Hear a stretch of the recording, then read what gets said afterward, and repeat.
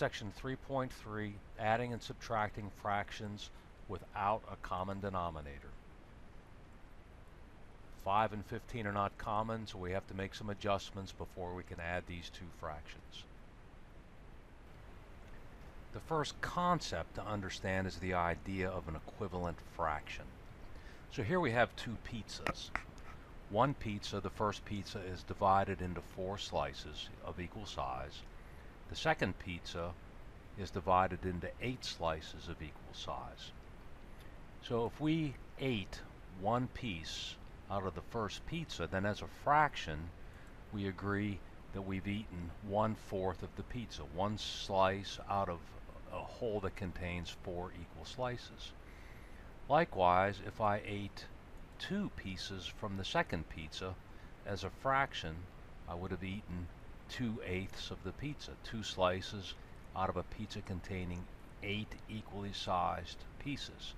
We agree by just looking at the pizzas that we have eaten exactly the same amount of pizza. And so the idea of an equivalent fraction, the word equivalent fraction contains what looks to be equal, and so these two are exactly the same. So even though the numbers in the two fractions are not the same, they are equivalent to each other. And we can further see this by reducing this second fraction that has a common factor of 2 does reduce back to 1/4, which is exactly the same as this.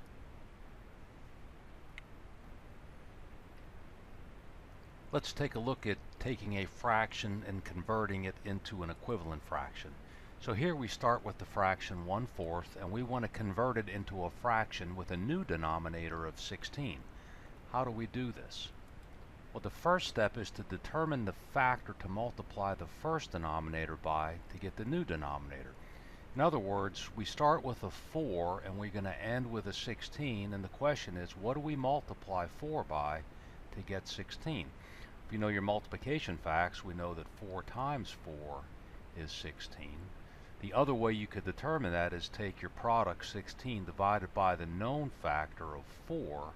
16 divided by 4 will give you the missing factor. So either way. So if we multiply the denominator by 4, we then have to multiply the numerator by exactly the same number. So once we determine the denominator, we rewrite it the same number as the numerator. Notice that anything over itself is a 1, so multiplying anything by 1 doesn't really change its value. So since we've already determined what we multiply the denominator by, we go ahead and multiply 1 times 4, and that gives us the new numerator of 4. So the equivalent fraction of 1/4 with a denominator of 16 would be 4/16. And of course, if you did reduce 4/16, it would reduce back to 1/4. So they are the same value. Another one, real quickly, if we start with 3/7 and we want to determine a new equivalent fraction with a denominator of 28, the first step is to determine the missing factor. 7 times what is 28? 7 times 4 is 28, or alternatively 28 divided by 7 would give us 4. Once we determine the new factor for the denominator, we write exactly the same factor for the numerator and then multiply straight across, and the equivalent fraction is 12/28. So let's use that concept of an equivalent fraction to solve this particular problem. So we have 2/5 plus 4/15. The denominators are not the same, so let's go and figure out how we get a new common denominator. Okay, the lowest common denominator, and by lowest we're looking at the smallest possible number, and we'll call it LCD for short, lowest common denominator, is the largest denominator, which in this case is the 15, or it is a multiple of the largest denominator. So multiples of 15, I'll write them over here, 15, and then 15 times 2 is 30, 15 times 3 is 45, 15 times 4 is 60, and so forth. These are all the multiples of 15. So it will either be 15 or it will be one of these multiples of 15. So what do? The first step is if the largest denominator is a multiple of the smaller. And so the larger is 15 and 5 can divide evenly into 15. So 15 is a multiple of 5. Then the LCD is the larger denominator. So in this case, our lowest common denominator is going to be equal to 15. We therefore have to rewrite the fraction with the smallest denominator as an equivalent fraction with the LCD. So since they both have to contain the same denominator, this first fraction needs to be rewritten with a new denominator of 15. The second fraction already contains the lowest common denominator, so that does not have to be changed. And so the question becomes, what is going to be the new numerator in this fraction with a new denominator of 15? So as we did before, we're taking a look at what do we have to multiply 5 by to get 15. Well, 5 times 3 is 15, so therefore we have to multiply the numerator by exactly the same number. 3 times 2 is 6, and so the new numerator will be 6. So I'll go ahead and write it here. And now we have two fractions with the same denominator, which means we can go ahead and just add the fractions as we did before. So the algorithm is add the numerators. 6 plus 4 is 10. Keep the denominator, which is 15, and then reduce if possible. Well, 5 is a common factor of 10 and 15, so we'll reduce this fraction by doing the division. And the reduced answer is 2/3. Let's do another problem. Here we have 3/4 and we're going to add 7/8. We first take a look at the denominators and see they are not the same, so we must rewrite these such that they have a common denominator.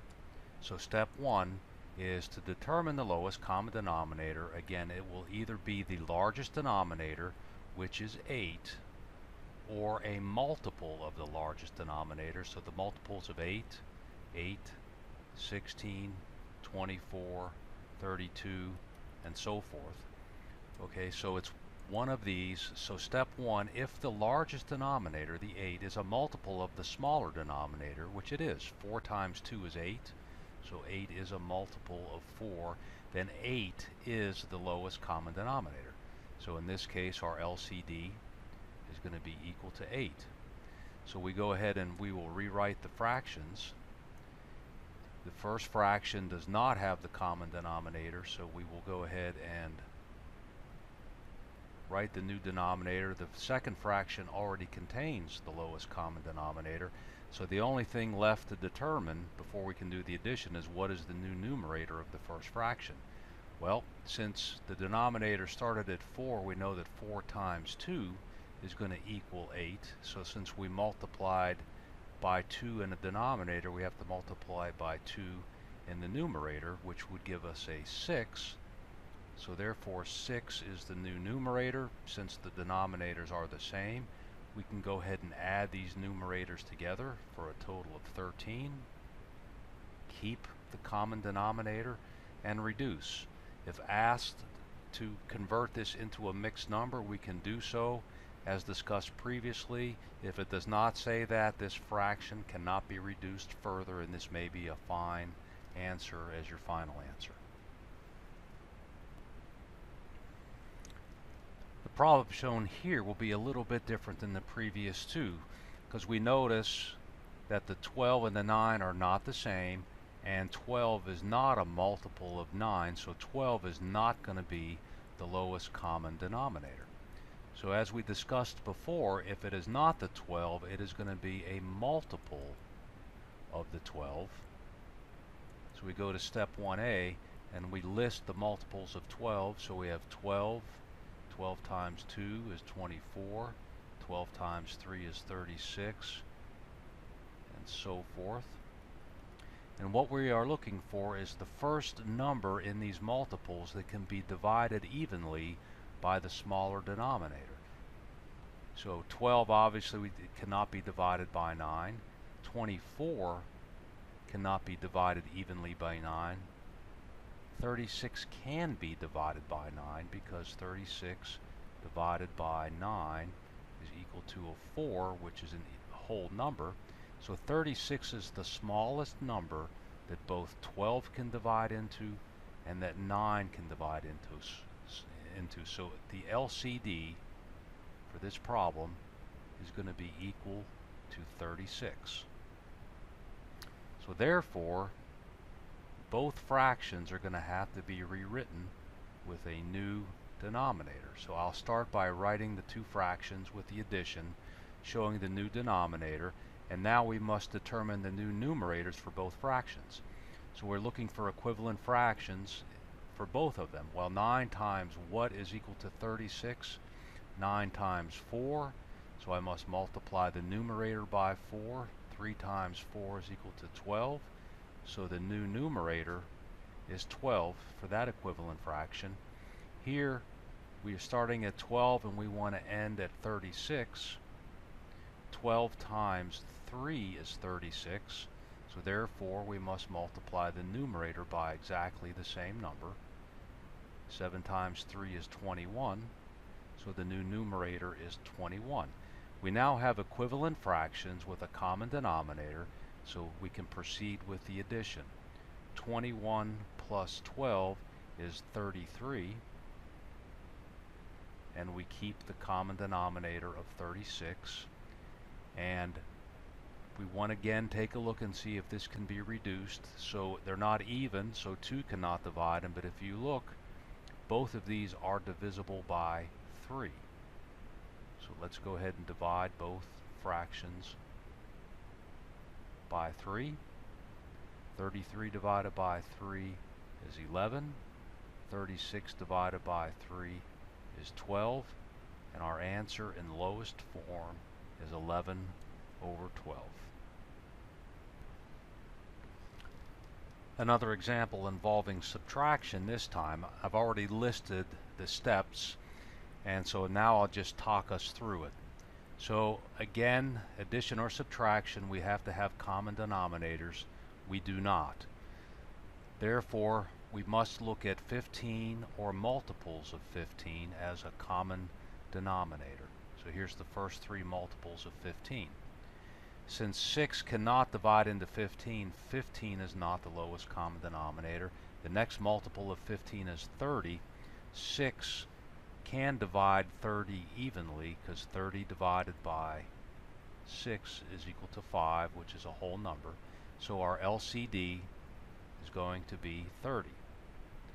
Therefore, both fractions have to be rewritten as equivalent fractions with 30 as the denominator. We'll go ahead and convert these to equivalent fractions. We now see that 6 times 5 is going to be equal to 30. So we multiply the numerator by 5 to get 25. So there's the numerator for the first fraction. 15 times what is equal to 30? 15 times 2, so therefore I'll multiply the numerator by 2, which is a 4. There's the new numerator for the second fraction. Now we can go ahead and do the subtraction. 25 minus 4 is 21, and we keep the original denominator. Notice again that these are both divisible by 3. So we'll reduce it. 21 divided by 3 is 7. 30 divided by 3 is 10. So 7 over 10 is our answer in lowest form. One final example, and this gives kind of a worst case scenario, or what you might do if you're really stuck trying to figure out what the common denominator is. Let me just walk through the process again.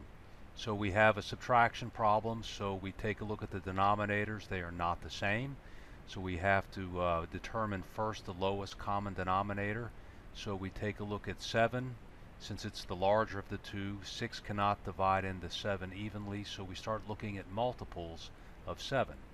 So I'll go ahead and list those: 7, 14, 21, 28, 35, 42. Now notice when we start to look to see which of these multiples are divisible by 6, we've already determined 7 doesn't work, 14 will not work, 21 is not divisible by 6, 28 is not divisible by 6, 35 is not divisible by 6, and finally 42 is divisible by 6, because 42 divided by 6 is equal to 7, which is a whole number.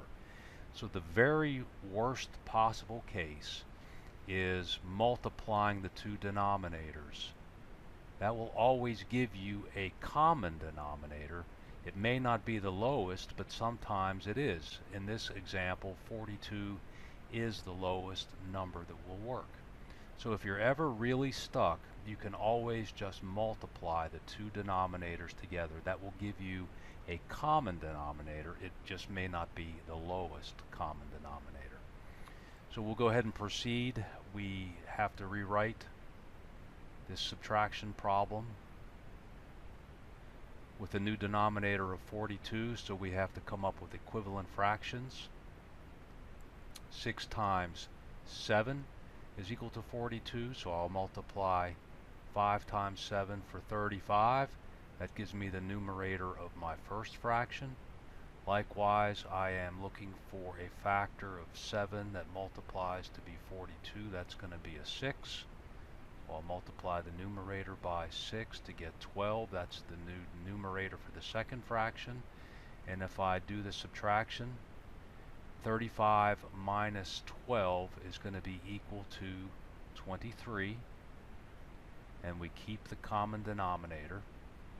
23 is a prime number. That means there's no other factors of 23 except 1 and 23. 23 does not divide evenly into 42.